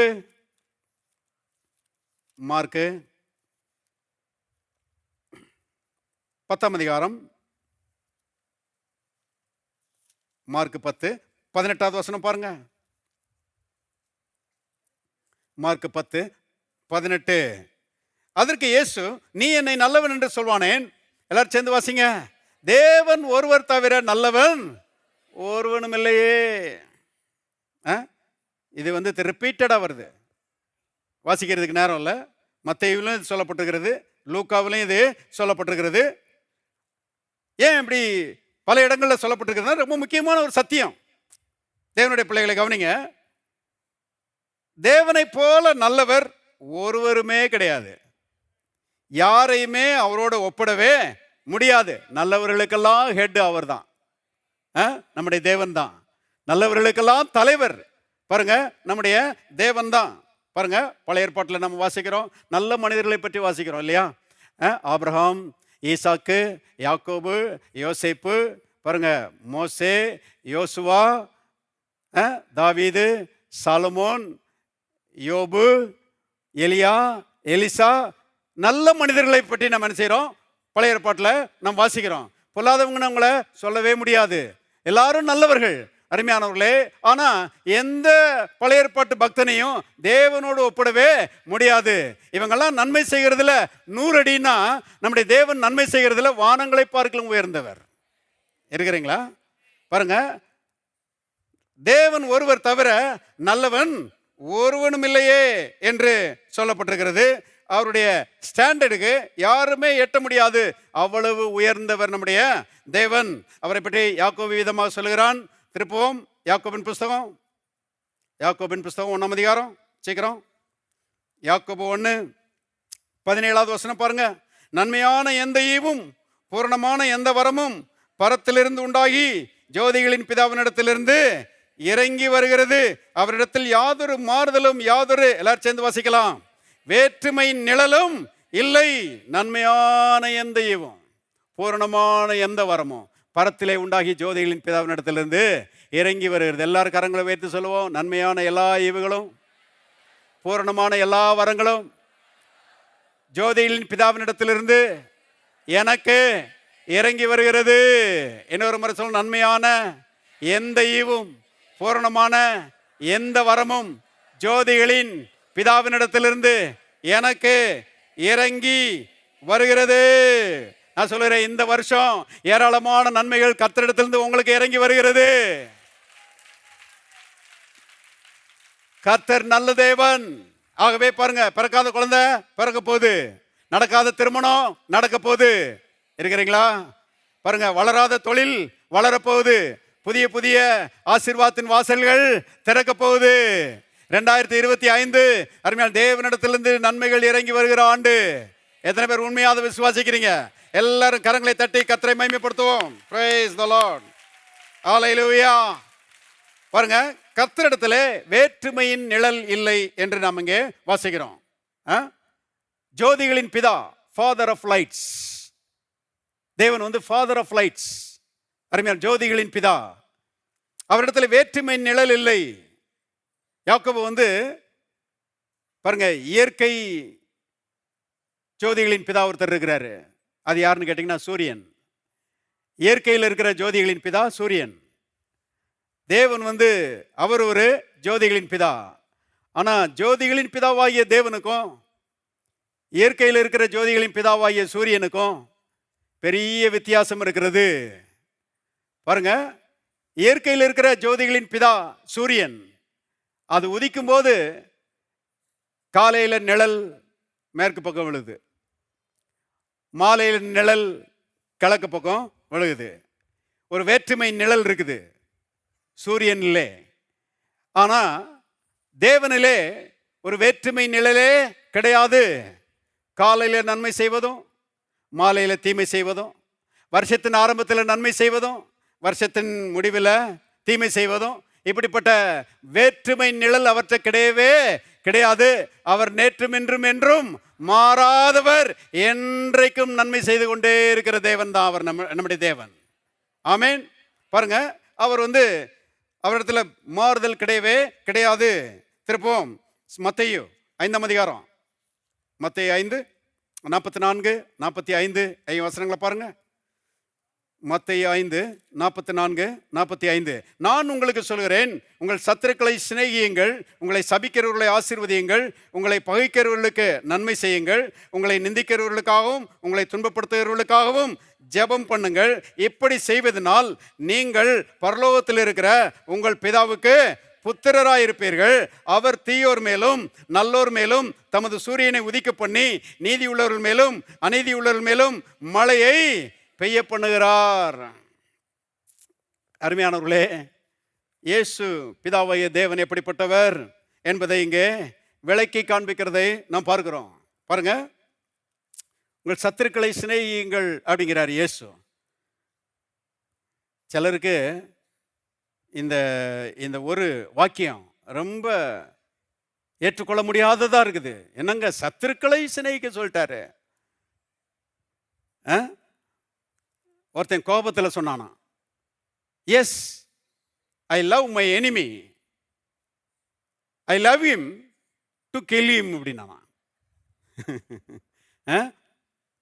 சத்துருக்களை சிநேகிங்கள் சொல்றார். நான் என் சத்ருவை நேசிக்கத்தான் செய்கிறேன். அவன் எதுக்கு நேசிக்கிறான்னா அவனை கொலை செய்யறதுக்காக நேசிக்கிறேன்.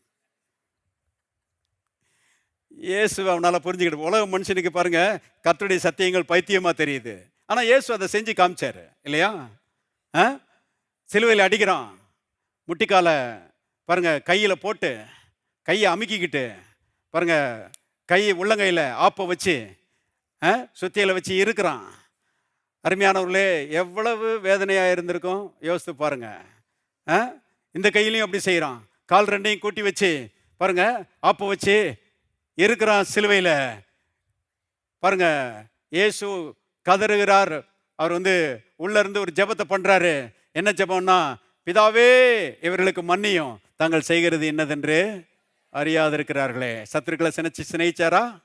பாருங்க, அருமையான சொன்னதை செய்து காண்பிக்கிற தேவன், நல்ல தேவன். பாருங்க, இதெல்லாம் ஏன் இப்படி நடந்து கொள்ளுங்கள் என்று சொல்லும்போது பாருங்க, உங்க பிதா அப்படிப்பட்டவர், உங்க அப்பா அப்படிப்பட்டவர், அன்பு நிறைந்தவர்.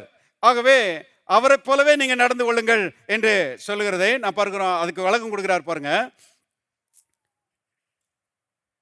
நீங்கள் இப்படி செய்வதனால் நீங்கள் பரலோகத்தில் இருக்கிற உங்கள் பிதாவுக்கு புத்திரராய் இருப்பீர்கள். உங்க அப்பா மாதிரி இருப்பீங்க. அவர் தீயோர் மேலும் நல்லோர் மேலும் தமது சூரியனை உதிக்க பண்ணி நீதியுள்ளோர் மேலும் அநீதியுள்ள மேலும் மழையை பெய்ய பண்ணுகிறார். அருமையானவர்களே, தீயோருக்கு கூட நன்மை மட்டும்தான் செய்கிறவர் என்றால் நல்லோருக்கு தீமை செய்வாரா? உங்களுடைய சிந்தனைக்கு நான் விடுகிறேன். தேவனை பற்றி இயேசு என்ன அருமையா சொல்றாரு பாருங்க. நல்லோருக்கும் தீயோருக்கும் அவர் சூரியனை உதிக்க பண்றாராம். சூரியன் நம்ம தலைமையில மட்டுமா அடிக்குது? எல்லாருடைய தலைமையிலையும் அடிக்குது. சூரியன் அடிக்க வேண்டியது, சூரிய ஒளி சரீரத்தில் பட வேண்டியது ரொம்ப அவசியம்னு சொல்றாங்க. ஏன்னா விட்டமின் டின்னு சொல்லி பாருங்க, ஒரு சத்து அந்த சூரிய ஒளியிலிருந்து தான் மனுஷனுக்கு கிடைக்குதான். கவனிங்க, சூரியனை உதிக்க பண்ணுகிறாரு, அப்புறம் மழையை கொடுக்கிறாரு. நீதி உள்ளவர்கள் மேலும் அநீதி உள்ளவர்கள் மேலும். மழை உங்க தோட்டத்தில் மட்டுமா பெய்யுது? மழை எல்லாருடைய தோட்டத்தில் என்ன செய்கிறது? பெய்கிறது. ஆகவே தீயோருக்கு கூட நன்மை மட்டும்தான் செய்கிறவர் நல்லோருக்கு எப்படி தீமை செய்வார்? சான்ஸே கிடையாது இல்லையா? யோபுவுக்கு இது வழங்கல. யோபு ஒரு நல்ல மனுஷன். ஆனால் அவருடைய நம்பிக்கை கர்த்தர் தனக்கு தீமையும் செய்வார் என்பது அவருடைய நம்பிக்கை. விசுவாசத்தில் கோளாறு இருக்குது. அருமையானவர்களே, விசுவாசத்தில் கோளாறு இருந்துச்சுன்னா வாழ்க்கை வெற்றிகரமாக இருக்காது. அதனால தான் விசுவாசம் தேவனுடைய வார்த்தைக்கு ஒத்திருக்க வேண்டியது மிக அவசியமாக இருக்கிறது. வசனம் சொல்லுகிறது, நாம் ஆராதிக்கிற தேவன் நல்லவர், ஒரு நாளும் தீமை செய்ய மாட்டாரு. லூக்கா சுவிசேஷத்துக்கு போவோம். லூக்கா 6:35 பாருங்க. உங்கள் சத்துருக்களை சிநேகியுங்கள், நன்மை செய்யுங்கள், கைமாறு கருதாமல் கடன் கொடுங்கள், அப்பொழுது உங்கள் பலன் மிகுதியாக இருக்கும், உன்னதமானவருக்கு நீங்கள் பிள்ளைகளாக இருப்பீர்கள். எல்லாரும் சேர்ந்து வாசிக்கலாம். அவர் நன்றி அறியாதவர்களுக்கும் துரோகிகளுக்கும் நன்மை செய்கிறாரே. அப்பா, பயங்கரமா இருக்குது இல்லையா? நன்றி அறியாதவர்களுக்கும் துரோகிகளுக்கும் நன்மை செய்கிறாரே. இயேசுவை பிடிக்கிறதுக்கு வர்றான், நிறைய பேர் வர்றானுங்க. அதில் ஒருத்தன் பிரதான ஆசாரியனுடைய வேலைக்காரன். பேதுருக்கு கோபம் வந்துச்சோ இல்லையோ, பட்டயத்தை எடுத்து வீசிட்டான். வீசின மாத்திரத்தில் நான் நினைக்கிறேன் கழுத்துக்கு தான் வீசியிருப்பான், அது காதோட போச்சு. பாருங்க, காது வெட்டப்பட்டு விட்டது. இயேசு பேதுரு மேலே கோவப்பட்டு பேதுரு பார்த்து சொல்றாரு, பட்டயத்தை உரையில போடு, பட்டயத்தை எடுக்கிறவன் பட்டயத்தினால சாவான். மாம்சத்தில் சண்டை போடணும்னு நினைக்காத, பட்டயத்தை உரையில போடு அப்படின்னு சொல்லிட்டு அவன் காதை எடுத்து ஒட்ட வச்சு அதை சுகப்படுத்தினாராம். சுகப்படுத்திட்டு பாருங்க, இவர் போய் சிலுவையில் அவனுக்காகவும் மரித்தார் என்று வேதத்திலே எழுதப்பட்டிருக்கிறது. எப்பேற்பட்ட தேவன் பாருங்க. நன்றி அறியாதவர்களுக்கும் துரோகிகளுக்கும் நன்மை செய்கிறார். தேவனுடைய பிள்ளைகளை கவனிங்க. துரோகிகளை குணமாக்குகிறவர் பிள்ளைகளை எப்படி வியாதியாக்குவார் நான் கேட்கிறேன். ஹலோ, இருந்தா ஒரு ஆமென் சொல்லுங்க. துரோகிகளை குணமாக்குகிறவர் பிள்ளைகளுக்கு எப்படி வியாதியை கொடுப்பார்? யோபுவுக்கு இது வழங்கலையே. பாருங்க, நான் சொல்லுகிறேன், பிள்ளைகளை அதி தீவிரமாய் குணமாக்குகிறார். இங்க இருக்கிற எல்லாரும், நாம் எல்லாரும் அவருடைய பிள்ளைகளா இருக்கிறோம். அவருடைய பிள்ளைகளாகி நம்மை வெகு சீக்கிரத்தில் அதி தீவிரத்தில் நம்மை சுகமாக்குகிற வைத்தியராய் அவர் இருக்கிறார். ஆமென். வைத்தியரை கரங்களை உயர்த்தி மகிமைப்படுத்துவோம். ஹல்லேலூயா. ஓ, தேங்க் யூ லார்ட் ஜீசஸ். அவர் நம்மை குணமாக்குகிற வைத்தியராய் இருக்கிறார். ஆகவே யோபுனுடைய பிரச்சனை என்னங்க? யோபுனுடைய பிரச்சனை வேற ஒன்றும் கிடையாது, ஞான அறிவு இல்லாததுதான் யோபுனுடைய பிரச்சனை. திருப்போம் யோபுவின் புஸ்தகம் 38ஆம் அதிகாரம். யோபு 38 1-2 ஐயா வசனங்களை பாருங்க. அப்பொழுது கர்த்தர் பெருங்காற்றிலே யோபு உத்தரவாக, எல்லாரும் சேர்ந்து வாசிங்க. அறிவில்லாத வார்த்தைகளினால் ஆலோசனை அந்தகாரப்படுத்துகிற இவன் யாரு? பாருங்க, அப்பா யோபு பிரமாதமான பிரசங்கம் அப்படி சொல்லல, அறிவில்லாம பேசுறியப்பா, என்ன விஷயம் அப்படின்னு சொல்லி கர்த்தர் கேட்கிறாரு. யோபுனுடைய பிரச்சனை என்னங்க? அறிவில்லாத பிரச்சனை இல்லையா? இதை ஒரு மனுஷனே சுட்டி காண்பிக்கிறான். திருப்புங்க யோபு 35:16 பாருங்க. ஆகையால் யோபு வீணாய் தம்முடைய வாயை திறந்து அறிவில்லாமல் வார்த்தைகளை மிகுதியாய் வசனிக்கிறார் என்றான். எலிகு என்கிற மனுஷன் யோபுனுடைய பிரச்சனை என்னன்றதை கரெக்டா சொல்லுகிறான். அறிவில்லாமல் வார்த்தைகளை மிகுதியாய் வசனிக்கிறார் என்ற அதே தான் தேவன் சொல்றாரு, அறிவில்லாமல் பேசுகிறையப்பா அப்படின்னு சொல்றாரு. கவனிங்க, யோபுவுக்கு வைராக்கியம் இருந்தது, தேவனுடைய மக்களே. ஆனா அது அறிவுக்கேற்ற வைராக்கியம் கிடையாது. வைராக்கியம் இருக்கணும், ஆனா அறிவுடனே கூடிய வைராக்கியமா இருக்கணும். யோபு ஒரு இடத்துல சொல்றாரு, அவர் என்னை கொன்று போட்டாலும் நான் அவர் மேல் நம்பிக்கையா இருப்பேன். அநேக மக்கள் பாருங்க இந்த விவஸ்தை உடனே அடே அப்பா யோபு வெல்டன் வெல்டன் ரொம்ப பிரமாதமா சொல்றாரு, ஆண்டவர் என்னை கொன்று போட்டாலும் நான் அவர் மேல் நம்பிக்கையா இருப்பேன்னு. நான் என்ன சொல்றேன்னா, இது குருட்டு வைராக்கியம். இது அறிவுக்கேற்ற வைராக்கியம் கிடையாது. நீங்க ரோமர் 10 2ஆம் வசனத்தில் வாசிங்க. இப்போ வாசிக்க வேணாம், வீட்டில் போய் வாசிங்க. ரோமர் 10:2 பார்த்தீங்கன்னா, யூதர்களை பற்றி அப்போஸ்தலனாகிய பவுல் சொல்லும்போது அவர்களுக்கு வைராக்கியம் இருந்தது, ஆனால் அது அறிவுக்கேற்ற வைராக்கியம் கிடையாதுன்றார். யூதர்களுக்கு வைராக்கியம் இருக்குது, ஆனால் அது அறிவுக்கேற்ற வைராக்கியம் கிடையாது. இன்னைக்கும் பாருங்க பெந்தகோஸ்தே மக்கள் மத்தியில் ரொம்ப வைராக்கியமாக இருப்பாங்க சிலர். ஆனால் அறிவுக்கேற்ற வைராக்கியமாக இருக்கிறது தான் நல்லது. குருட்டு வைராக்கியம் சரி கிடையாது. ஒயிட் அண்ட் ஒயிட் போட்டு தான் ஆகணும் பாருங்க. ஒயிட் அண்ட் ஒயிட்டு போடணும்னா போடுங்க, ஆனால் எல்லாரும் போடணும்னு சொல்லாதீங்க. ஏன்னா இயேசுவே சொன்னார், காட்டு புஷ்பங்களை கவனித்து பாருங்கள், அவைகள் விதைக்கிறதும் இல்லை நூறுக்கிறதும் இல்லை, ஆனாலும் அவைகளையும் உங்கள் பரமபிதா என்ன செய்கிறார், உடுத்து வைக்கிறார். நான் கேட்குறேன், காட்டு புஷ்பங்கள் எல்லாம் ஒரே வெள்ளையாக தான் இருக்குதா? ஹலோ, காட்டு புஷ்பங்கள் எப்படி இருக்குதுங்க? ஒன்று வயலட்டாக இருக்குது, ஒன்று ரோஸாக இருக்குது, ஒன்று ரெட்டாக இருக்குது, ஒன்று ஒயிட்டாக இருக்குது, ரொம்ப பிரமாதமான கலராக இருக்குது. காட்டு புஷ்பங்களே அப்படி உடுத்து வைப்பாரானால் நம்முடைய பிள்ளைகளே அப்படி கலர் கலராக உடுத்து வைப்பாரா, உடுத்து வைக்க மாட்டாரா? நான் நம்புகிறேன், கண்டிப்பாக நல்லா கலர் கலராக உடுத்து வைப்பார். இவங்க என்னன்னா இல்லைங்க ஒயிட் அண்ட் ஒயிட் போடலன்னு நீங்கள் பரலோகத்துக்கு வர மாட்டீங்க. இது குருட்டு வைராக்கியம். யோபு சொல்றாரு பாருங்க, அவர் நான் அவர் என்னை கொன்று போட்டாலும் நான் அவர் மேல் நம்பிக்கையா இருப்பேன். என்ன உள்ளத்துக்குள்ள வச்சிருக்கிறாருன்னா, கர்த்தர் கொல்லுகிறவரா இருக்கிறாரு. என் 10 பிள்ளைகளையும் கொன்னது அவர் தான்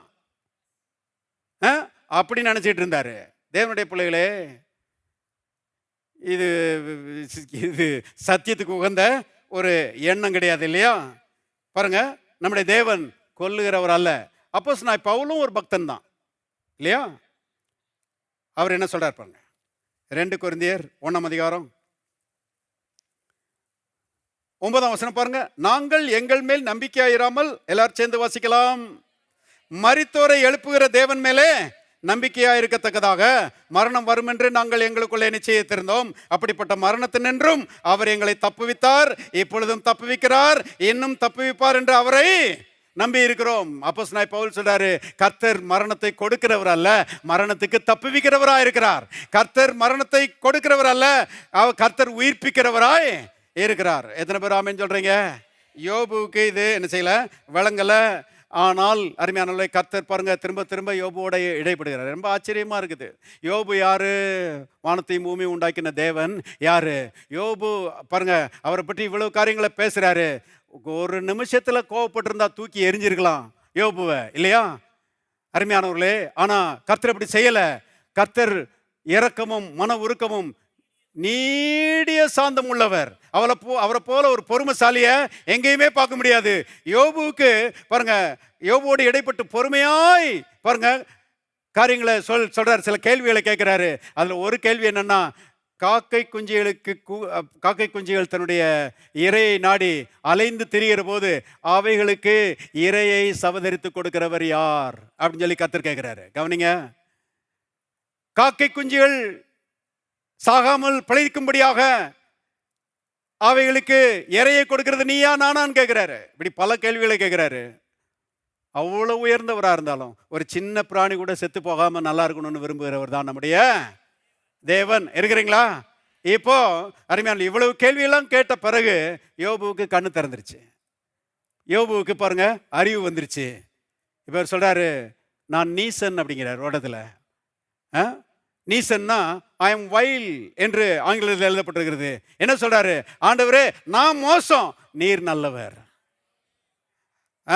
நீர் நல்லவர், நல்லவர் மட்டுமல்ல எல்லா நன்மைகளையும் அருளுகிறவர், குணமாக்குகிறவர் என்பதை நான் புரிஞ்சுக்கிட்டேன். ஆண்டவரே, இனிமே உம்மை பற்றி தப்பா பேசுறதுக்கு வாயை திறக்க மாட்டேன், வாயை மூடிக்கிறேன்னாரு. பாருங்க, கண்கள் திறக்கப்பட்ட மாத்திரத்தில் வாயை மூடிட்டாரு. தேவரீர் சகலத்தையும் செய்ய வல்லவர், நீர் செய்ய நினைத்த காரியம் தடைபடாதுன்னு சொல்லுகிறாரு. கர்த்தர் நல்லவர் என்பதை அங்கீகரித்த மாத்திரத்தில், அறிவு வந்த மாத்திரத்தில், பைபிள்ல அருமையாக எழுதப்பட்டிருக்கிறது, தேவன் யோபுனுடைய சிறையிருப்பை மாற்றினார். பாருங்க, வியாதி மறைஞ்சு போயிடுச்சு, அறிவு வந்துருச்சு, விசுவாசம் வந்துருச்சு, தேவன் நல்லவர் என்பதை புரிந்து கொள்ளுதல் வந்துருச்சு. அருமையானவர்களே, வியாதி மறைஞ்சு போச்சு. நான் சொல்லுறேன், இன்னைக்கு நமக்கும் அதுதான். தேவன் நல்லவர், குணமாக்குகிறவர் என்பது விளங்கிடுச்சுன்னா, தேவன் வியாதிக்கு காரணர் அல்ல, வியாதியை கொடுக்கிறவர் அல்ல, மரணத்தை கொடுக்கிறவர் அல்ல, அவர் மரணத்திலிருந்து நம்மை மீட்கிறவர், நம்மை உயிர்ப்பிக்கிறவர், நமக்கு சுகம் கொடுக்கிறவர், நம்மை வாழ வைக்கிறவர் என்பது விளங்கிடுச்சுன்னா, நான் சொல்றேன், எந்த வியாதியும் சரீரத்தில் இருக்காது, ஓடியே போயிடும். இருக்கிறீங்களா? பாருங்க, நம்முடைய தேவன் நம்மை குணமாக்குகிற வைத்தியராய் இருக்கிறார். சத்தியத்தை அறிவீர்கள், சத்தியம் உங்களை விடுதலையாக்கும். ஆழமாய் புரிந்து கொள்ளுங்கள், வியாதிக்கு ஏற்று நெல்லுங்கள், சுகமும் ஆரோக்கியம் உங்களுடையதாக என்றென்றைக்கு இருக்கும், நீடித்து வாழ்வீர்கள். ஆமேன். ஒரு பிரதர் பாஸ்டருடைய பிரசங்கத்தை, பெரிய பாஸ்டருடைய பிரசங்கத்தை கேட்டுட்டு பாருங்க, அவர் இப்படி சொன்னார், பெரிய பாஸ்டர் நீடி ஆயிலை பற்றி பிரசங்கம் பண்ணுறதை பார்த்தா ஒருத்தரையும் சாக விட மாட்டார் போலன்னு. பாருங்க, பெரிய பாஸ்டர் இல்லைங்க, கர்த்தர் ஒருவரையும் சாகடிக்கிறவர் அல்ல, நீடித்து வாழ செய்கிறவர். இருக்கிறீங்களா? எல்லாரும் தயவுசெய்து எழுந்து நிற்போம். Praise the Lord. Thank you Lord. Thank you Lord. பரலோகத்தின் தகப்பனே, நன்றியோடு நாங்கள் நம்மை துதிக்கிறோம். கர்த்தாவே, உம்மை என்னார்ந்து அறிந்து கொள்ளக்கூடிய ஞான அறிவை எங்களுக்கு கூட்டி கொடுக்கும்படி நாங்கள் ஜெபிக்கிறோம்.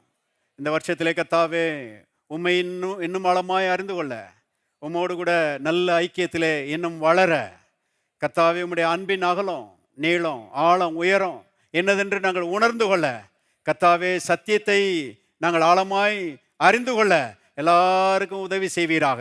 சத்தியத்தை அறிவீர்கள், சத்தியம் உங்களை விடுதலையாக்கும் என்று இருக்கிறபடி, விடுதலையும் வாழ்வும் வெற்றியும் ஆசீர்வாதமும் எங்களுடைய பங்காக இருக்கும்படி இயேசுவின் நாமத்திலே நாங்கள் ஜெபிக்கிறோம்.